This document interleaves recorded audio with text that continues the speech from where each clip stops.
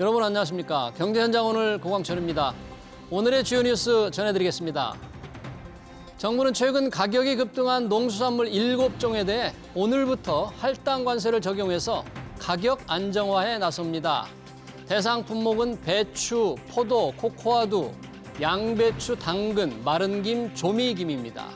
할당 관세는 일정 물량을 정해서 관세를 낮추는 제도입니다. 부동산 PF 부실을 구조조정하기 위한 금융당국의 정상화 방안 발표가 초읽기에 들어갔습니다. 국내 부동산 PF 대출 잔액은 130조 원을 넘는데요. 사업성이 낮은 PF를 어떻게 처리할지가 최대 관심입니다. 미국의 5월 첫째 주 신규 실업급여 신청 건수가 23만 1000건으로 8개월 만에 최고치를 기록했습니다. 노동시장이 식어가고 있다는 신호로 해석되는데요. 시장에선 향후 임금 상승 둔화가 본격화하면 연내 금리 인하가 시작될 수 있다는 기대감이 높아졌습니다. 네, 윤석열 대통령이 저출생 대책을 마련하기 위해서 부총리급 저출생 대응 기획부를 신설키로 했죠. 더불어민주당은 전향적으로 찬성한다는 기본 입장을 밝혔는데요. 과연 부처 신설이 필요한지, 실효성 있는 저출생 대책이 나올 수 있을지 이어지는 집중 진단에서 자세히 살펴보겠습니다. 유튜브 실시간 댓글 의견 주시면 토론에 반영합니다. 경제현장 오늘입니다.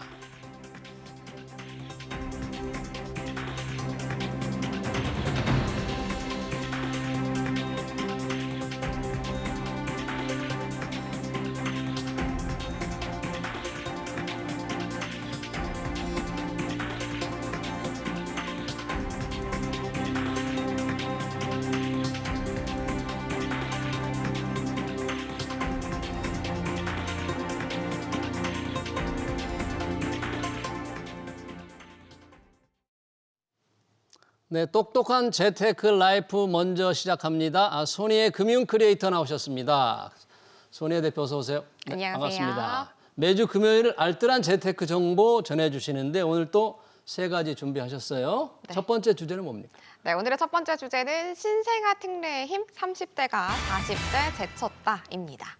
보통 이 대출은 40대가 많이 됐는데 30대가 40대를 제쳤다? 더 많아졌다는 거예요? 네, 맞습니다. 아마 기억하실 텐데요. 이 작년에 정부가 특례 보금자리로는 우리가 공급을 하는 등 저리의 정책 대출을 많이 내놓으면서 작년 1분기에서 3분기 30대 매입 비중이 40대를 추월한 적이 있었습니다. 작년에 그랬었죠. 네. 그런데 다시 역전이 돼서 40대가 더 늘었다는 소식이 있었는데. 네, 맞습니다. 작년 9월 말에 특례 보금자리론 일반형의 대출 중단과 집값 하락 등의 영향으로 30대의 매입이 감소를 한 건데요. 그런데 올 1분기에는 30대의 매입 비중 다시 높아졌습니다. 신생아 특례 대출의 지원이 영향을 미친 것으로 보여집니다. 그러네요. 신생아 특례 대출 조건이 꽤 좋죠. 어떻습니까? 네, 굉장히 좋습니다. 네. 신생아 특례 대출은 출산 2년 내에 신생아 자녀를 둔 가정에 이 특례 보금자리론 4%보다 훨씬 낮은 1%에서 3%대의 금리로 9억 원 이하 그리고 전용 면적은 85제곱미터 이하의 주택에 최대 5억 원까지 지원을 하는 상품입니다.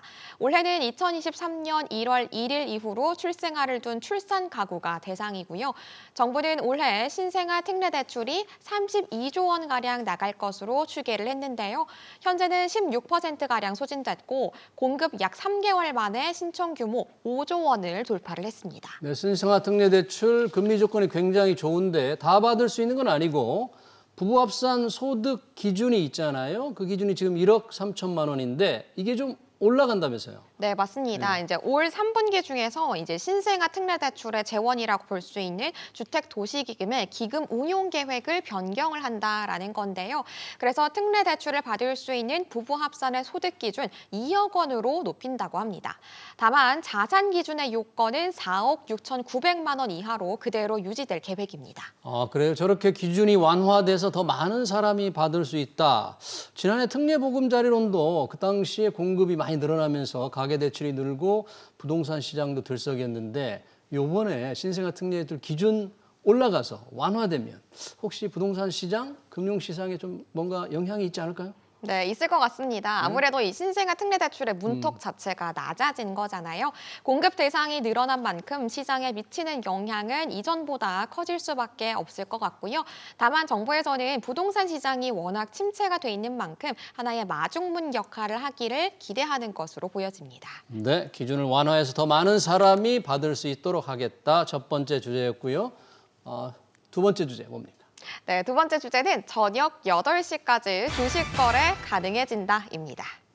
저녁 8시까지 지금 주식 거래가 오전 9시에서 오후 3시 30분까지인데 이게 저녁 8시까지로 늘어나는 거예요? 네, 맞습니다. 좀 더 정확하게는 오전 8시부터 오후 8시까지 가능해진다라는 건데요. 이 한국거래소의 독점이 깨지면서 거래 시간이 늘어나는 겁니다.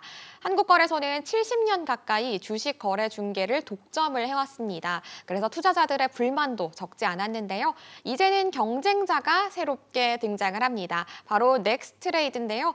국내 최초의 대체 거래소가 생기는 겁니다. 네, 거래소 경쟁 참 좋습니다. 새로 운영하는 넥스트레이드, 정확하게 어떻게 운영이 되는 건가요? 네, 한국거래소와 공동으로 운영하는 시간은 오전 9시부터 오후 3시 30분이고요. 그리고 앞뒤로 프리마켓 오전 8시부터 8시 50분까지와 애프터마켓 오후 3시 30분부터 8시까지를 추가 운영하는 겁니다. 총 12시간간 거래가 가능해지는 거죠. 그러네, 우선 오전 8시부터 거래가 시작돼서 오후 8시까지 12시간 주식 거래를 하게 된다. 정말 시간이 늘어나네요. 또 어떤 것들이 달라지나요? 네, 호가의 종류도 굉장히 많아집니다. 현재는 시장가의 일반, 최우선, 최유리, 조건부 등 4가지의 지정가만 제공되는데요. 여기에 최우선 매수, 매도 호가 중간 가격으로 가격이 자동으로 조정되는 중간가 호가, 특정 가격 도달 시에 지정가 호가를 내는 스톱 지정가 호가가 추가됩니다. 호가도 다양해진다. 체결 수수료도 낮아진다는데요. 어떻게 낮아지나요? 네, 맞습니다. 이 넥스트레이드는 매매 체결의 수수료를 한국 거래소 대비 20%에서 40% 정도 인하를 한다고 합니다. 현재 증권사는 이 한국 거래소의 거래 수수료로 거래 대금의 0.0023%를 지급을 하고 있는데요. 이 비율을 낮추겠다는 겁니다. 두 거래소의 경쟁으로 거래 비용의 절감이 이제 기대가 되는 부분인데요. 다만 투자자들도 이 비용 절감을 느낄 수 있을지는 미지수입니다. 그러네요. 증권사들의 이제 거래 비용이 좀 줄어드니까 경쟁이 역시 경비 절감으로 이어진다. 좋은 소식인데 투자자들에까지 영향을 미칠지 좀 미지수다. 그렇게 좀 지켜봐야 되겠습니다. 네. 자, 또 다른 가격 변동폭. 혹시 이건 한국거래소하고 똑같습니까? 네, 이 부분은 한국거래소와 가격 변동폭이 똑같습니다. 전일 종가 기준으로 플러스 마이너스 30%로 가격 변동폭 외에 시장 안정장치, 시장 감시 및 청산 결제도 한국거래소와 같은 기준이 적용됩니다. 그러면 넥스트레이드 오전 8시부터 오후 8시까지 거래가 늘어나는데 언제 출범하는 거예요? 일단 필요한 규정들이 상당히 있기 때문에 필요한 규정들은 하반기 중으로 마무리가 될 예정이라고 하고요. 넥스트레이드는 연말 중으로 이 본인가를 신청 계획하고 있습니다. 이르면 내년 3월쯤 출범을 할 것으로 예상이 되는데요. 다만 거래 시간이 늘어나면 주식 투자가 확대된다라는 부분에서는 긍정적인 면모다라고 할 수 있겠지만 손실을 보는 사람도 있을 거다라는 우려도 존재합니다. 그러네요. 12시간 이제 모니터 앞에 앉아 계실 분도 생기겠습니다. 네, 두 번째 주제 잘 들었고요. 마지막 주제 준비하신 게 뭔가요? 네, 마지막 주제는 OTT 같이 보실 분입니다. 네. 네, 혹시 OTT 좀 자주 이용을 하시나요? 네, 넷플릭스 자주 봅니다. 오, 자주 보시는군요. 네, 요즘에 스트림플레이션이라는 신조어도 생겼는데요. 스트리밍과 인플레이션이 합쳐진 단어죠. 이 OTT 등 이 구독 서비스의 가격이 상당히 많으면서 우리가 인플레이션을 확실히 체감할 수 있는 겁니다. 그런 얘기 많이 들었어요. 정말 스트림플레이션 얘기도 들었고요. OTT 구독료 얼마나 올랐길래 그런 건가요? 네, 모두가 올렸다라고 볼 수 있을 것 같은데요. 티빙이 이번 달부터 새로운 요금제 정책으로 연간 구독권 가격을 기존 대비 약 20% 올렸습니다. 베이직 구독권은 94,800원에서 114,000원으로, 프리미엄은 166,800원에서 204,000원으로 인상했습니다. 앞서서 쿠팡도 와우 멤버십을 원 4,990원에서 7,890원으로 58% 올리겠다고 발표했고요. 지난해 말 구글은 유튜브 프리미엄 가격을 월 월 1,450원에서 14,900원으로 43% 인상했습니다. 디즈니 플러스도 월 9,900원짜리 요금제를 13,900원으로 40%나 올렸고요. 구독료 다 올렸는데 보통 한 사람이 하나만 보는 게 아니라 두세 개 구독을 하잖아요. 이 두세 개 구독하면 한 달에 4, 5만 원 구독료 훌쩍 올라가겠어요. 어떻게 이게 전략할 수 있을까요? 네, 같이 볼 사람들을 구하는 겁니다. 그래서 최근에는 커뮤니티에 이 OTT를 같이 볼 사람을 구하는 글들이 상당히 많이 올라오고 있는데요. 이 티빙 같은 경우에는 동시 접촉이 4명까지 가능합니다. 프리미엄 요금제가 17,000원이기 때문에 4명으로 나눈다면 한 명당 4,000원대까지 구독료가 확 떨어지게 되는 거죠. 구독료 전략하기 위해서 함께 본다. 카풀 같은 개념이네요. 네, 맞습니다. 정확한데요. 이 중고거래 플랫폼을 이용해서 쿠팡의 로켓 거래를 우리가 우회 이용하는 사람들까지도 나타났습니다. 별도의 수수료 없이 쿠팡 와우 멤버십의 회원가로 대리 구매를 해주는 거죠. 쿠팡 유료 멤버십 회원인 판매자에게 필요한 물품과 이름, 휴대전화 번호를 전달을 하면 판매자가 로켓 배송 선물하기를 통해서 대리 구매를 해주는 방식을 이용하는 겁니다. 아, 그렇군요. 대리 구매 또 우회하는 건데 이렇게 우회하다 보면 막힐 수가 있어요. 사실 구독료 부담 너무 심각한데 이 정부도 뭔가 구독료 좀 인하를 위해서 노력하는 게 있습니까? 어떻습니까? 네, 일단 정부는 이 OTT의 가격 자체가 적절한지에 대해서 들여다보고 있는 상황입니다. 방송통신위원회는 지난 3월 넷플릭스와 디즈니 플러스, 유튜브, 티빙 등 OTT 4곳을 대상으로 사실조사에 착수했고요. 과학기술정보통신부는 OTT 요금제의 비교 페이지를 만드는 방안을 이달 안에 발표할 계획을 갖고 있다고 합니다. 네, 구독료 인하 현실이 되기를 좀 기대해 보겠습니다. 똑똑한 재테크 라이프 소니의 금융 크리에이터였습니다. 고맙습니다. 감사합니다.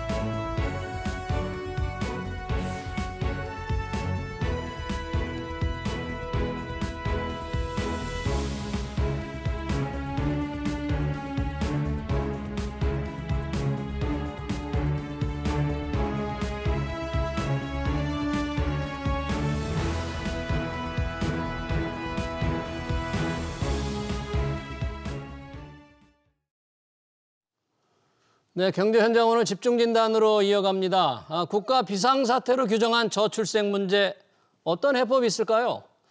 부총리급 저출생 대응 기획부 신설로 과연 반전의 기회를 잡을 수 있을지 전문가들과 토론해 보겠습니다.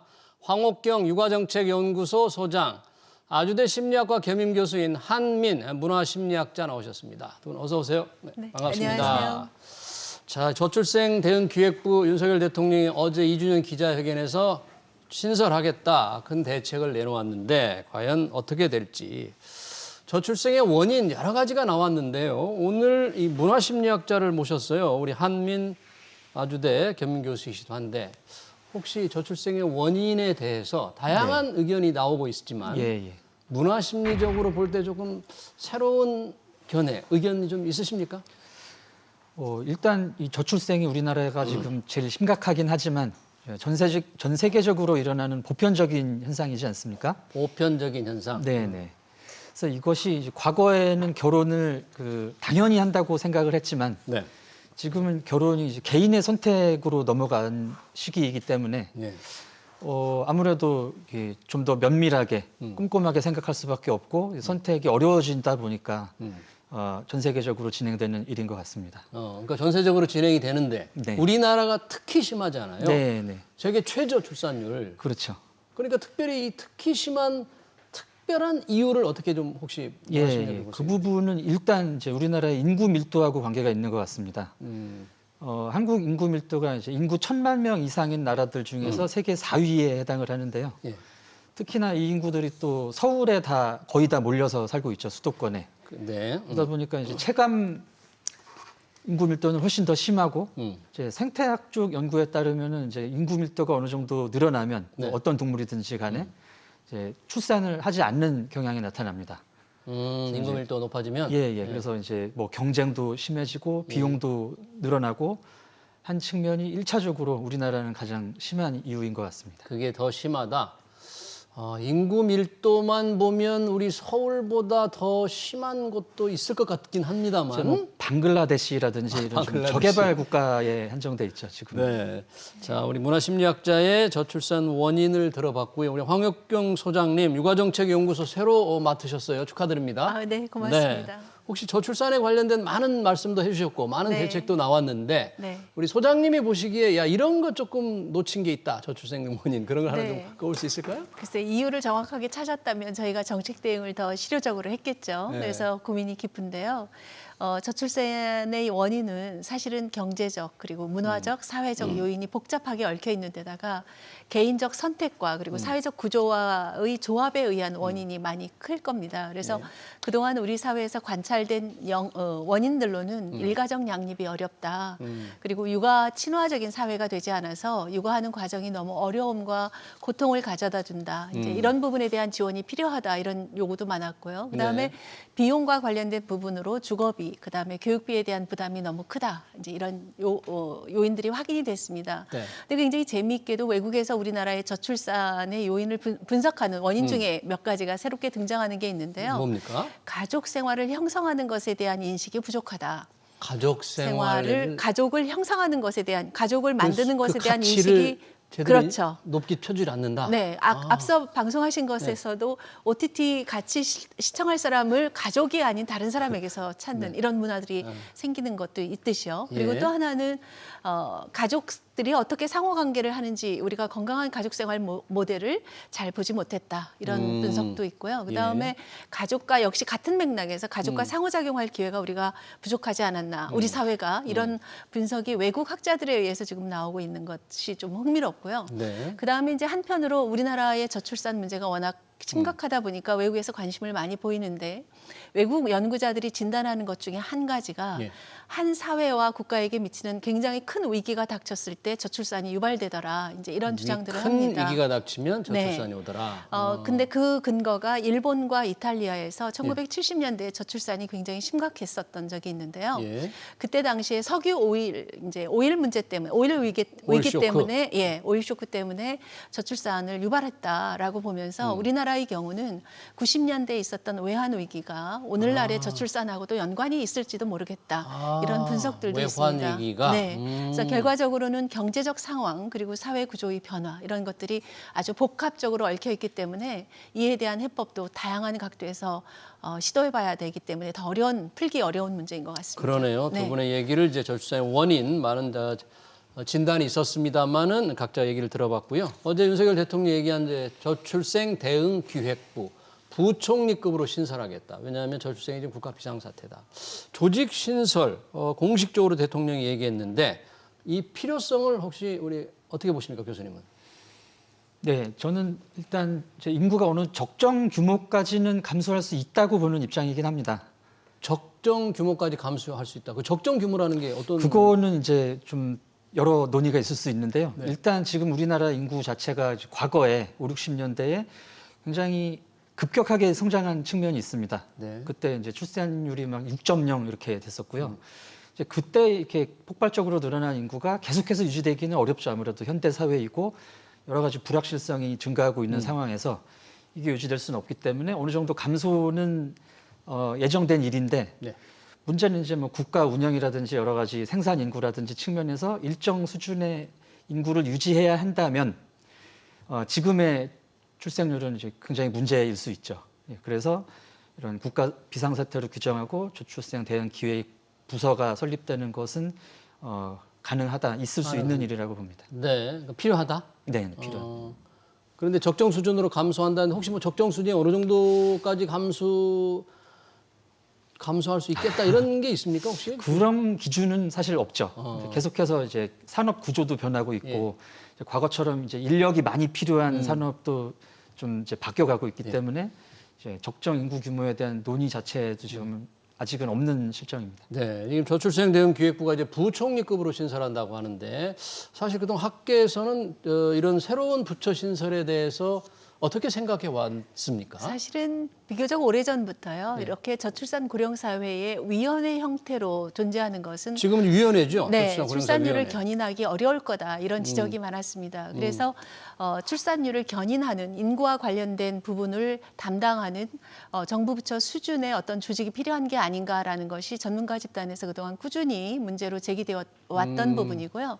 이런 부분에 대한 정부의 반응으로 어제 대통령께서 저출생 대응 기획부를 신설하시겠다라는 의지를 표명하신 것으로 봅니다. 네. 그렇기 때문에 이 저출생 대응 기획부가 이제 신설이 돼서 정부 부처로 구성이 된다면 그동안 위원회 수준에서 정책 집행 능력도 가지고 있지 않고 권한도 없고 그다음에 실질적인 저출생 정책을 실효적으로 운영할 수 있는 역할의 기능도 제대로 부여받지 못했던 이런 위원회 역할의 한계를 상당 부분 극복할 수 있기 때문에 네. 보다 더 인구와 관련된 정책들의 실효성을 높일 수 있지 않을까 이렇게 기대하고 있습니다.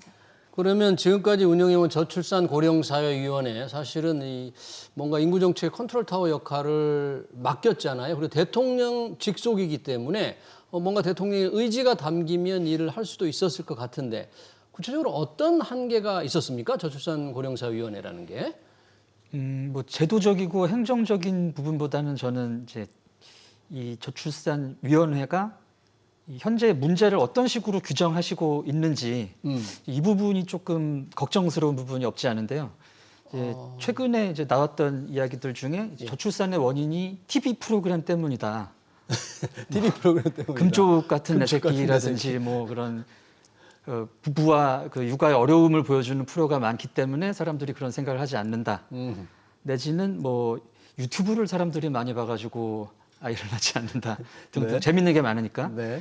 이런 식으로 문제를 규정해서는 안 될 것 같은데 네. 그런 말씀이 나오고 있다는 게 약간 우려스러운 점입니다. 그러니까 저출산 상황에 대한 고령사위원회 이제 인식에 조금 뭔가 네네. 문제가 있지 않느냐. 네. 뭐 그런데 이제 그 전반적으로 위원회도 여러분들이 많으니까 전체 공식적으로 보면 뭐 인식을 어떻게 하고 있는지는 또 사람마다 조금 다를 수도 있겠죠. 그렇죠. 네. 예. 그런 문제가 있었고 직접 저출산 고령사위원회 관련 일도 조금 하신 네. 걸로 알고 있는데 이 위원 활동을 하시다가 보면 확실하게 느끼는 야 이런 것 때문에 잘 안 되더라 그런 게 좀 생각나는 게 있어요? 위원회 수준으로 이 조직이 구성돼서 활동을 할 경우에는요. 예를 들면요.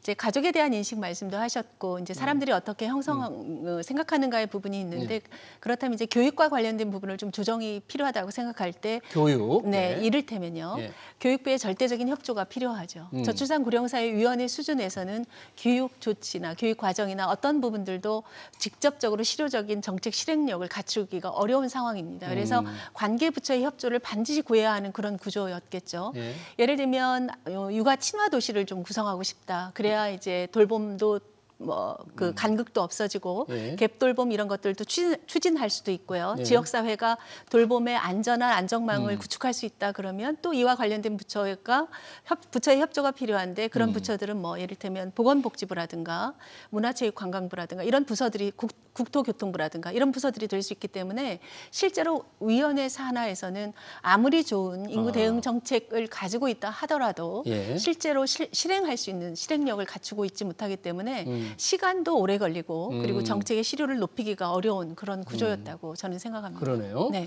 일단 저출생 대응 기획부를 대통령이 얘기했지만 이걸 만들려면 정부 조직법을 고쳐야만 하잖아요. 일단 야당은 이 부분에 대해서 어떤 입장인가요? 야당 역시 지금 저출생 상황을 이제 국가 위기로 규정을 하고 여러 가지 지금 뭐 머리를 짜내고 있는데요. 네. 야당 역시 지금 뭐 저출생 대응을 위한 부서를 만들어야 된다는 데는 뭐 합의를 하고 있는 것 같습니다. 이 부분에 대해서는 기본적으로 네네. 공감하고 있다. 예. 그럼 정부 조직법 개편 통과는 좀 그렇게 어렵지 않을 수도 있겠다 이렇게 보시면. 예, 뭐 세부적으로 어떤 부분, 어떤 정책을 만들고 뭐 어떤 부분에 지원을 하고 이런 거는 뭐 의견이 나뉠 수 있겠습니다만은 예. 지금 시점에서 이 부서 자체의 필요성은 합의를 하지 않을까 싶습니다. 이게 부총리급으로 만든다고 하는데 아무래도 이제 부총리가 되면은 일반 장관급보다는 훨씬 뭔가 예산이라든지 정책 집행에 힘이 더 실릴 수 있을까요? 그렇게 기대를 좀 해보고 싶은데요. 네. 아무래도 인구학이라는 것 자체 그리고 저출생 문제라는 것 자체가 삶에 관한 모든 것을 관장하는 것이기 때문에 관련 부처의 부처가 생겨도 적극적으로 필요할 것입니다. 그렇기 때문에 정부의 직제에서도 부총리급으로 하겠다 이렇게 계획을 발표하신 것으로 생각하고요. 예. 그다음에 이제 야당의 경우 네. 민주당 같은 경우에도 국회의원 선거를 앞두고 신혼 부부들 결혼을 앞두고 뭐 1억 원을 대출한다던가 하는 굉장히 많은 지원책을 발표를 했었기 때문에 저출생 문제가 우리 사회, 우리 국가의 미래와 관련돼 직결된 문제라는 것에 대한 인식의 공감대가 형성되기 때문에 이 부분에 대해서도 충분히 동의를 얻을 수 있지 않을까 이렇게 기대해 봅니다. 네, 이제 윤석열 대통령은 야당에 이제 손을 내밀었어요. 정부 네. 조직 개편이 좀 빨리 이루어질 수 있도록 협조해달라. 그러니까 이제 야당에서 조금 긍정적으로 나올 가능성을 이제 두 분은 보시네요. 기대를 좀 해보고 싶습니다. 자, 그러면 만약에 생겼다고 가정을 한다면 이 저출산 대응 기획부가 생겼다. 그러면 이 저출생에 관련된 일이 아까 잠깐 말씀하셨지만 뭐 교육도 있을 수 있고 교육, 노동, 일자리 뭐 모든 게 관련이 될 텐데 한 부처에서 그거를 다 역할을 하는 다 할 수 있는 일을 혼자 다 할 수 있을까요? 한 부처에서? 굉장히 일도 많고 네. 복잡한 상황이긴 한데요. 그래도 뭐 교육, 행정, 뭐 재정 여러 부서에 나눠져 있는 것보다는 한 가지 주제로 묶여 있는 게 효율적으로 그래도 조직이 돌아가지 않을까. 아, 그렇게 예, 예. 나눠져 있는 것보다는 한 군데 모으려면 각 부처의 기능이 지금 다 나눠져 있잖아요. 교육부, 글쎄요. 노동부, 뭐 국토교통부까지 다 네. 있는데 그걸 여러 업무를 떼어서 저출생 대응 기획부 산하로 모아서 일을 하면 과연 잘 될까 이런 생각도 좀 듭니다. 의문도.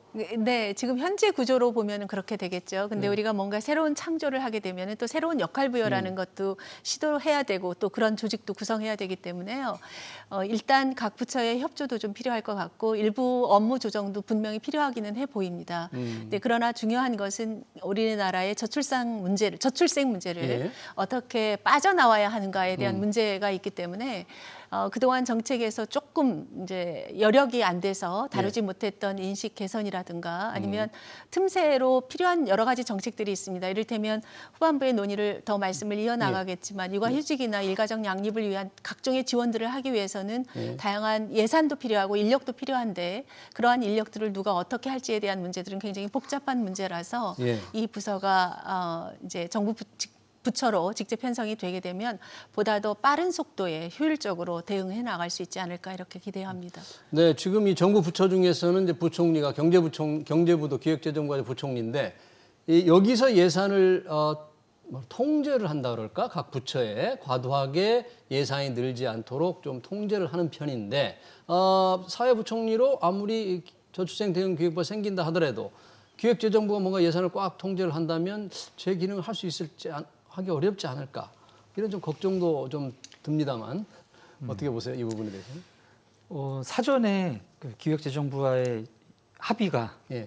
먼저 선행이 돼야 될 것 같습니다. 기획재정부하고 예, 예. 어떤 일에 대해서 예산을 어떻게 할 거냐. 예, 워낙에 이제 급하다면 굉장히 급한 사안들이고 예. 빨리 조치가 취해져야 될 부분은 뭐 선 집행 후 처리라도 뭐 그런 방식이라도 뭐 제가 방금 든 생각입니다만은. 네. 네. 그런 일단 문제. 네. 예. 자, 정말 이제 야당이 민주당이 협조를 하면 정부 조직 개편이 이제 국회를 통과해서 생길 수 있을 가능성이 꽤 높아지는데 과연 어떤 실효성 있는 대책을 내놓을 수 있을까? 좀 그런 걱정은 됩니다. 그 부분 이제 조금 얘기를 좀 나눠보죠. 만약에 저출생 기획대책부가 만들어졌을 때 어떤 대책을 내놓아서 뭔가 이 저출산의 반전을 꾀할 수 있을지 그 부분. 어제 윤석열 대통령이 저출생 대응 기획부 외에도 이 출산휴가, 육아휴직을 더 자유롭고 충분하게 쓸 수 있도록 하겠다.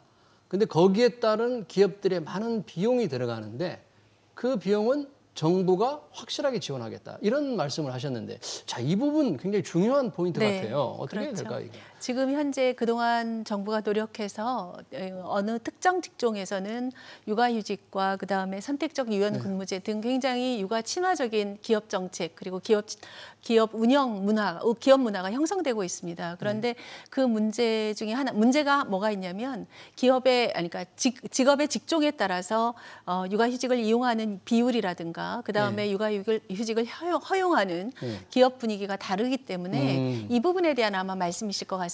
그래서 기업이 적극적으로 참여하기 어려운 재정 구조를 가지고 있는 기업의 경우에는 직원들이 출산에 의해서 그리고 결혼 때문에 휴가가 필요하거나 휴직이 필요할 경우에 그에 상응하는 비용을 지원하겠다 하는 부분인데요.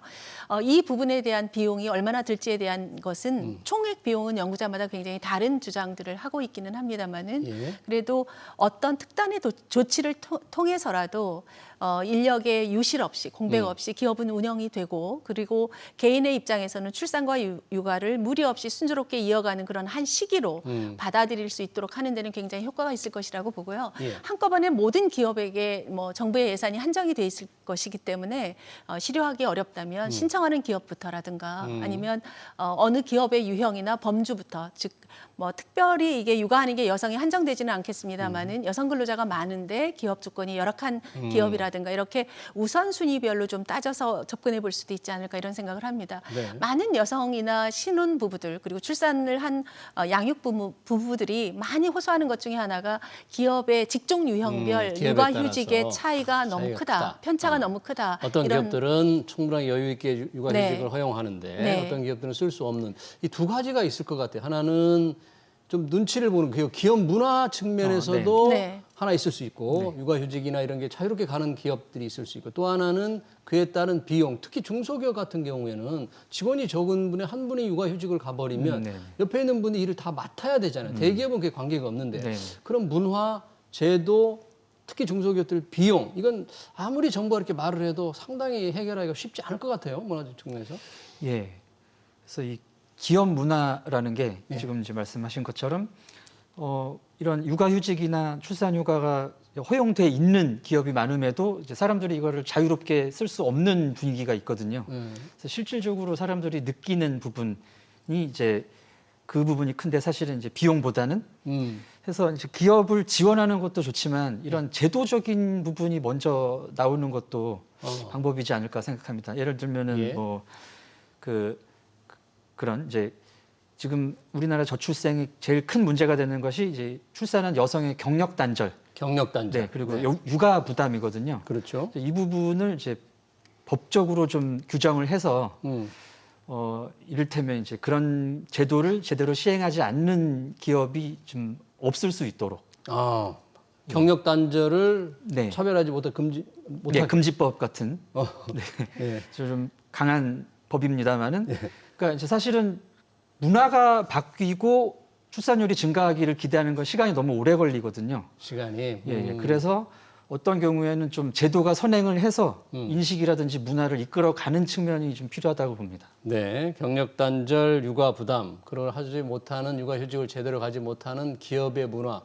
아마 제대로 가는 기업보다 가기 어리고 눈치 보는 기업이 훨씬 많지 않을까요? 기업도 문제가 어려움이 있고요. 그다음에 그 휴직을 하는 당사자들도 또 일을 원할 수도 있습니다. 그렇기 때문에 경력 단절 부분도 우리가 왜 이렇게 정답을 가지고 어떤 정답을 향해서 하나만 선택지를 주면 굉장히 그 선택지에 해당되지 않는 사람들은 소외되거나 배제되는 느낌을 받는데요. 선택지를 열어주는 정책의 유연성을 발휘할 수도 있다. 저는 생각합니다. 그게 무슨 뜻입니까? 선택지를 열어두는. 이를테면 경력 단절을 하나로 예를 들면 일찍 복귀하고 싶으면 일정 수준만 육아휴직을 하고 본인이 일찍 복귀해서 경력 단절을 막고 그리고 본인의 전문적 역량도 지속적으로 유지할 수도 있고요. 그리고 또 하나의 방법은 외국의 경우에서 많이 쓰고 있는 것 중에 하나가 휴가의 방법, 휴직의 방법입니다. 이를테면 한꺼번에 몰아서 쓰기도 하지만 뭐 일주일에 일반 근로자가 5일 일한다면 육아기의 근로자의 특정한 부부 중에 한 사람은 뭐 3일 일해도 5일 일한 것에 상응하는 처우를 한다든가 승진의 요건을 갖는다든가 굉장히 창의적 방법으로 정책의 다양성을 모색할 수 있기 때문에 이번에 저출산 대응 기획부가 만약에 생긴다면 그동안 해왔던 정책의 경직성을 좀 벗어나서 정책을 보다 더 유연하고 융통성 있게 개발하고 발굴하면서 실효성을 높이게 되면 상당히 많은 부분 우리 정부가 육아의 친화적인 그리고 출산의 친화적인 정책을 펴고 있어서 그의 영향력에 의해서 인식도 좀 달라지지 않을까 저는 그런 기대도 해봅니다. 예, 네. 육아 출산에 좀 친화적인 여러 가지 기업들이 좀 많이 생기고 좀 창의적인 방법을 좀 네. 마련하면 좋겠다. 우리 이제 한민 교수님은 이제 문화심리학자니까 뭐 문화심리학적 측면에서 지금 우리가 약간의 기업의 문화도 좀 얘기를 하고 있잖아요. 네. 이런 저출생 대책, 정부 지원, 뭐 윤석열 대통령 지원하겠다, 뭐 자금 지원만으로 해결이 될지 조금 걱정은 됩니다만 뭔가 이 저출생 관련 지금 얘기하는 과정에서 우리가 중요하게 놓치고 있는 포인트가 좀 있다, 지점이 있다 그런 걸 좀 네. 볼 수 있을까요? 이제 그 저출생의 근본적인 이유가 근본적이고, 예, 이 결혼과 출산이 개인의 선택이기 때문에 예. 지금 우리가 살아가는 현실에서 내가 결혼을 하고 출산을 해서 아이를 키우는 것이 내 삶의 의미와 관계가 없다, 내 삶의 의미를 추구하는데 방해가 된다. 아이가 예, 그런 식의 지금 문화 내지는 이제 사회 분위기이기 때문에 젊은이들이 그렇게 생각한다 이거예요. 네, 그런 측면 때문에 사실 이제 저출생이 발생하는 것 같은데, 그래서 궁극적인 이 저출생 해결의 방법은 이제 삶의 의미에 내가 선택할 수 있는 나의 삶의 방식들에 출산과 육아가 들어갈 수 있는 환경이 조성이 돼야 되는 거죠. 어떻게 하면 이제 지금 지금 이제 현실적으로 가장 급한 문제는 이제 경력 단절과 관련된 문제, 경력 단절. 예, 그리고 이제 육아의 부담인 측면이죠. 네. 그러네요. 경력 단절 정말 아까 말씀하신 대로 황학경 소장님 이제 다양한 방법으로 해서 선택할 수 있게 하고 육아 부담 정말 해결하는 방법이 마땅치는 않아요. 지금 원인은 다 나와 있는 것 같은데 이 해답이 좀 마땅치가 않아요 지금. 근데 저는 아동 발달 공부하고 연구하고 그리고 영유아들을 어떻게 좋은 기관에 어떻게 질적으로 우수한 기관에서 생애 초기부터 잘 키워야 되는가를 그동안 지속적으로 연구해온 연구자를 입장에서 보게 되면요. 우리가 육아가 어려운 일이기는 한데 그걸 부담이라는 단어로 너무 더 어려운 거다라는 인식을 우리 젊은 세대에게 저희들이 심어준 건 아닌가 저는 그런 생각도 합니다. 육아를 부담으로 느끼기에. 네, 그리고 또 한편으로는 다른 이제 사회가 다원화되고 복잡해지고 재밌어 즐거운 일들이 많아지면서 해야 할 일들이 정말 많은데 뭐 영화도 봐야 되고 운동도 해야 되고 굉장히 해야 할 일들이 많은데 육아가 차지하는 시간들이 있기 때문에 육아의 시간을 좀 할애할 수 있도록 조정해주는 이런 사회 분위기 이런 것들이 필요한데 미처 거기에 우리가 반응하지 못했던 부분도 있습니다. 그리고 또 하나는 전반적으로 전 세계적으로 볼 때 해외 학자들이 굉장히 궁금해하는 게 뭐냐면요. 저출생이 전 세계적인 현상인데 동양과 서양에서 공이 동일하게 같이 일어나고 있다는 겁니다. 서구 사회도 저출생이 있고 저출생 문제가. 그리고 한중일 대표적으로 한국, 중국, 일본이 저출생이 있단 말이에요. 근데 이 두 개의 동서양은 다른 가치 그리고 비교적 다른 사회 구조를 가지고 있는데 있는데도 동시에 나타나고 있는 저출생은 동시에 현상이다. 나타나고 있다. 그런데 또 재미있는 현상은 전 세계의 인구는 증가하고 있거든요. 네. 그래서 이 아주 부조화처럼 보이는 이 현상을 어떻게 해석하는 게 중요한가에 대한 굉장히 몰입된 연구들이 최근 들어 몇 년 사이에 나오고 있고요. 그다음에 그러면서 이제 원인 분석에 대한 어려움부터 토로하면서 많은 사람들에게 이렇게 얘기하자 이런 주장들을 해외 학자들은 하고 있습니다. 어떻게요? 어떤 주장이냐면 가임할 수 있는 기간은 일생 부분에서 한계가 있는 시기다. 한정돼 있죠. 네, 한정되어 있기 때문에 당신들의 지금 현재의 결정이 이후에 회복할 수 없는 결정일 수 있기 때문에 충분히 그 결정이 맞는 것인지를 검토해 봐야 한다는 얘기를 지속적으로 사람들에게 해줄 필요가 투입을 있다. 좀 교육을 시킬 필요가 있다. 네, 그런 주장들을 많이 하고 있고요. 네. 그다음에 이제 또 한편으로는 저출생이라는 것 자체가 우리 살고 있는 우리들의 부담을 굉장히 높이기 때문에 많은 사람들이 정말 실질적으로 이 부분에 관심을 가지고 실질적으로 한 역할을 할 수 있는 준비가 되어 있어야 한다는 거죠. 이를테면 저희가 조사를 해보면 임산부들이 주차할 때 주차 공간이 너무 작다. 그래서 임산부를 위한 주차 공간은 좀 넓혀달라 이랬을 때 많은 사람들이 일정 부분의 관용이라는 게 필요하죠. 그렇죠. 내가 주차하는 불편을 좀 덜 수 있어라고 하는 이러한 전반적인 많은 사회에서 사회 구조에서 출산할 수 있는 인식들을 조금씩 가지고 있어야 된다. 이것이 어떻게 보면 재정 지원과 더불어서 이런 변화가 있을 때 어떤 결과가 나타나지 않을까 이렇게 지금 이야기를 하고 있습니다. 여러 사회 분야 각자 모두가 이 저출산 문제를 조금 서로 부담을 좀 하고 환경을 만들겠다는 인식을 좀 같이 할 필요가 있다는 지적이시고요. 관련해서 재정 얘기도 잠깐 해주셨는데 재정 관련된 얘기를 한번 잠깐 해보겠습니다. 국민권익위원회가 조사를 했어요. 한 명을 낳으면 1억 원을 주는 현금 지원. 이게 기업에서 좀 시작해서 화제가 됐었잖아요. 이걸 하면 출산의 동기부여가 되겠느냐 했더니 60% 이상이 동기부여가 될 거다. 야, 이렇게 얘기를 했어요. 그러니까 웬만한 저출산 대책 조금 다 이렇게 묶어서 없애고 이게 현금을 주는 게 좋지 않을까. 뭐 이런 생각을 하시는 분도 있던데 우리 한민 교수님 어떻게 보십니까? 네. 제가 아이를 낳을 때 이런 정책이 있었으면 좋았을 텐데 훨씬 부담이 없이 낳을 수 있었을 것 같긴 합니다. 지금 이제 그 헝가리가 이제 돈을 꽤 많이 지원을 하는 정책을 펴고 있거든요. 헝가리, 한 4천만 원 가까이 이제 대출을 해주고 이제 아이를 낳으면은 이제 아이 수에 따라서 뭐 이자부터 이제 3명을 낳으면은 전액 탕감이 되는 식인데 4천만 원보다 훨씬 큰 돈이지 않습니까? 그 정도면은 충분히 그 의미 있는 결과로 갈 수 있을 것 같습니다. 근데 이제 문제는 그 결혼의 의미가 개인의 선택이라는 것이죠. 그래서 나의 행복과 나의 삶의 의미에 이 출산과 육아가 없는 분들은 돈이 아무리 있어도 아이를 안 낳으시거든요, 지금도. 그렇기 때문에 이제 이런 지원은 그 아이를 낳을 계획이 있는 분들한테 이렇게 핀포인트로 행해지는 것이 좋을 것 같습니다. 그러니까 아이를 낳을 계획이 있는 분들한테 1억을 주는 것은 워낙 큰 돈이니까 이게 만약에 한 해의 예산으로 치면 뭐 20조 원 이상이 들어갈 텐데 오히려 그런 생각이 없는 분들에게 출산의 동기가 돼야만 그 정도 재정을 투입할 수 있는, 감당할 수 있는 의미가 있을 텐데 그게 가능하겠느냐? 1억 원을 주면 이것 때문에 내가 안 나오려고 했는데 한번 나와볼까? 이렇게 젊은이들이 생각할 수 있을까요? 교수님과 저희 세대는 아마 나와볼까 할 것 같습니다.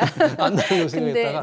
근데 이제 제가 학생들한테 강의하면서 너희들은 이런 지원을 받는 세대다라고 해도 학생들의 반응은 거의 반응이 없더라고요.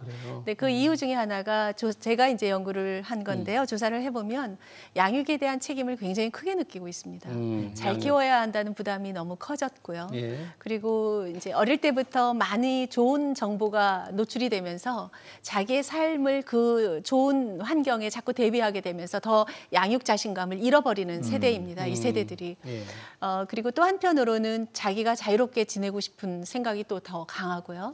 그리고 또 어느 한편으로는 이 1억이라는 액수가 많지 않다 이렇게 얘기하시는 분들도 계십니다. 무슨 말이냐면은 지자체에 따라서는 지원 금액을 총액을 합해 보면은 이에 근접하는 지자체도 있기도 하다 이미. 근데 한 뭐 7,500 뭐 이 정도로 현금 지원이 이미 여러 하고 있는 가지를 지자체가 합쳐 있다. 보면은 그렇게 되는 경우들도 있더라.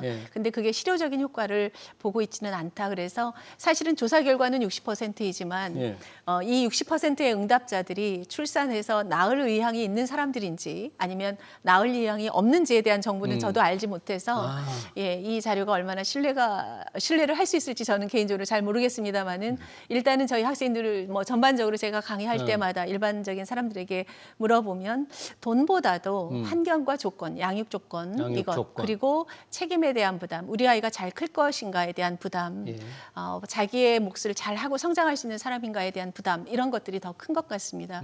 교수님께서 저도 부모 교육이라는 교과를 강의하면서 처음에 과거에 한 20, 30년 전에 학생들에게 결혼과 출산은 선택이다 이렇게 강의를 했거든요. 그 당시는 이게 선택인 게 아니고 우리가 당연히 해야 할 의무로 생각하는 분위기가 있었기 때문에 그렇게 강의를 했지만 제가 하나 놓친 게 있다 이런 생각을 합니다. 출산도 선택이다.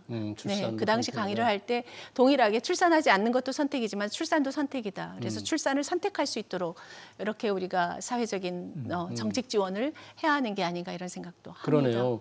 왜냐하면 이 현금 지원 1억 기업에서 부영이었어요. 1억 원을 줘서 상당히 화제를 불러왔는데 이렇게 만약에 출산 가구에 1억 원을 준다면 정말 정부 재정이 많이 들어가는 거거든요. 그러니까 이거를 한번 해볼까. 근데 이걸 하려면 뭔가 다른 정책을 조금 줄여야만 될 거라고요, 예산이.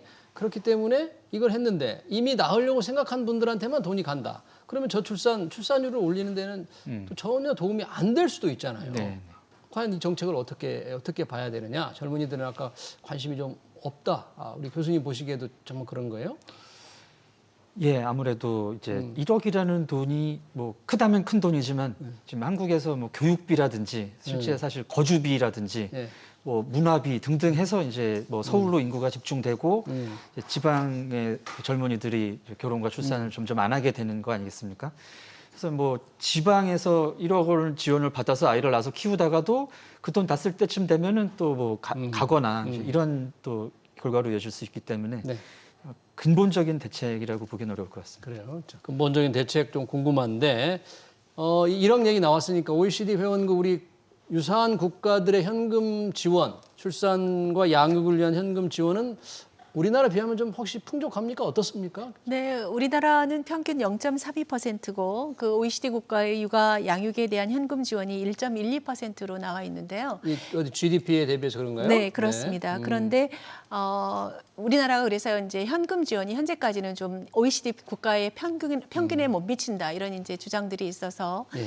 지난번에 선거하는 과정에서도 아동 수당의 연령을 좀 늘리자 이런 주장들도 있었죠. 그래서 현금 지원의 부분도 꼭 필요한 부분에 꼭 필요한 대상에게 좀 늘려주는 것도 한편의 방법일 수는 있습니다. 네. 그러나 여러 연구자들이 현금 지원이 진짜 효과가 지속적이냐. 이를테면 그런 게 있지 않습니까? 정책의 효과라는 것이 처음에 수립됐을 때 초기의 정책 효과를 누리는 것과 그 정책이 지속됐을 때 정책의 효과가 지속되는 건 또 차이가 다른 문제이기 때문에 이제 경제학자들이 연구를 한 결과를 보게 되면 굉장히 이게 반반으로 갈립니다. 재정 지원 효과가 있다고 주장하는 학자들도 있고 재정 지원의 효과가 지속되지는 않는다 이렇게 얘기하는 연구자들도 있기 때문에 이 부분에서는 우리는 보다 더 이제 부처가 생겨서 실효적인 업무를 하고 업무의 성격, 업무의 내용 자체가 조금 더 전문적이 된다면 네. 정말 현금 지원의 수준을 누구를 대상으로 얼만큼의 액수를 하면 효과가 나타날지에 대한 충분한 검토를 통해서 방법을 찾아봐야 하지 않나 이런 생각합니다. 한민 교수님은 이제 저희 현금 지원 얘기도 말씀을 해주셨는데 그 근본 대책, 아까 저출생 근본 대책을 거론을 좀 하셨는데 네. 물론 이제 뭐 선택이니까 선택을 안 하겠다는 분들은 어떻게 선택으로 할 수 있도록 네. 해야 될지는 쉽지 않습니다만 좀 제시를 해준다면 이런 건 좀 꼭 해야 된다. 지금 시급하게 이걸 필요하다. 이런 게 좀 있을까요? 그 이제 지금 지자체들에서 이제 출산 지원 정책들을 여러 가지 하고 있는데요. 그 중에 이제 그 유의미한 효과가 있는 지자체들이 있습니다. 지자체? 예, 예. 어떤 게 있어요? 이제 아산이라든지 원주 이제 이런 쪽이었는데요. 이 도시들의 특징이 그 이제 교통편을 이제 서울하고 연계되는 뭐 그런 식으로 해서 그쪽 경제권에 그쪽에 이제 거주를 하고 아이를 키워도 충분히 내가 이제 수입이라든지 이런 것이 보장이 되는 상황인 거죠. 네. 수도권과의 어떤 교통 연결을 아주 편리하게 해서. 예, 이제 뭐 교통이라기보다는 일자리 문제로 볼 수 있을 것 같은데 예. 어떤 이제 큰 일자리가 들어간다든지. 네. 근데 이제 일자리 같은 경우도 지금 이제 일자리 정책이라든지 이런 것이 좀 공업이라든가 제조업 위주로 많이 가는 측면이 있거든요. 지역을 살리기 위한 정책들이. 근데 이제 이런 종류의 일자리는 여성들이 하기가 어려운 일자리인 경우가 많습니다. 네.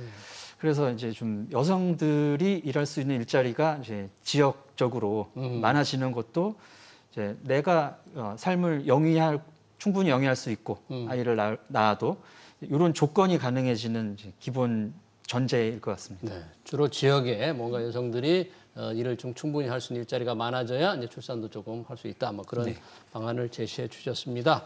네, 저출생 대책 국가 비상사태로 대통령이 규정을 하고 저출생 대응 기획부를 만들겠다는 얘기였습니다. 관련 토론 여기서 마치겠습니다. 지금까지 황옥경 육아정책연구소 소장, 아주대 심리학과 겸임교수인 한민 문화심리학자였습니다. 두 분 고맙습니다. 네, 감사합니다.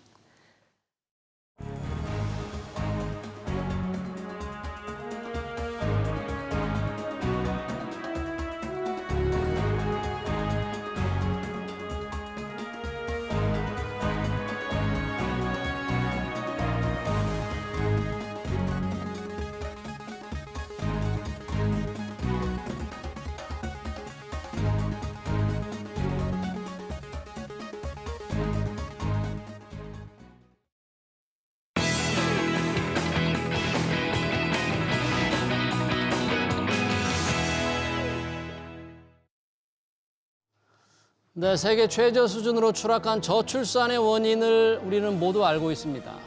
하지만 해법은 막막하죠. 수백조 원이 투입됐고 온갖 아이디어가 쏟아졌지만 출산율은 끝없이 떨어질 뿐입니다. 급기야 윤석열 대통령은 부총리급 저출생 대응 기획부를 신설하겠다고 했죠. 조직 신설이 최선은 아니겠지만 무엇인들 못하겠습니까? 늦었다고 할 때가 가장 빠른 법. 저출생 문제에서만 제발 여야가 머리를 맞대고 파격적인 대책을 마련했으면 합니다. 경제 현장을 여기서 마치겠습니다. 시청해주신 여러분 고맙습니다.